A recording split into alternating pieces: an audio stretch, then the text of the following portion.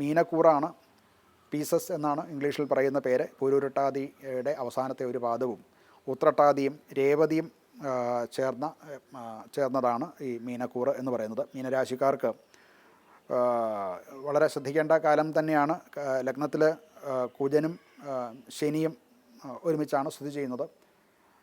ശനി നിൽക്കുന്നു എന്നുള്ളത് കൊണ്ട് തന്നെ ലഗ്നത്തിൽ ശനി വരുന്നത് കണ്ടകശനിയും ഏഴരശനിയും കൂടെ ഉള്ള കാലമാണ്. കൂടാതെ രണ്ടാം ഭാവപതിയായിട്ടുള്ള ചൊവ്വയും അവിടെ വന്നു നിൽക്കുന്നു.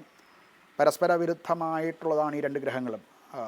ഒന്ന് കാറ്റിൻ്റെ അഥവാ വായുവിൻ്റെയും മറ്റത് അഗ്നിയുടെയും കാരണങ്ങൾ ഉള്ളതാണ് ഈ പറയുന്ന ശനിയും ചൊവ്വയും.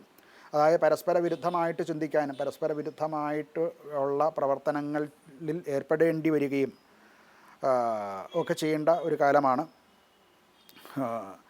ഇവയൊക്കെ സംയമനത്തോടു കൂടി പ്രവർത്തനം മുന്നോട്ട് കൊണ്ടുപോയില്ല എന്നുണ്ടെങ്കിൽ പല തരത്തിലുള്ള തടസ്സങ്ങൾ ഇവർ പോകേണ്ടി വരും. മന്ദകുജയോഗം ഒട്ടും അനുകൂലമല്ല. ഒരുപാട് പരിശ്രമിച്ചാലേ ഏറ്റെടുത്ത പ്രൊജക്റ്റുകൾ ഭംഗിയായിട്ട് മുന്നോട്ട് കൊണ്ടുപോകാൻ സാധിക്കുകയുള്ളൂ.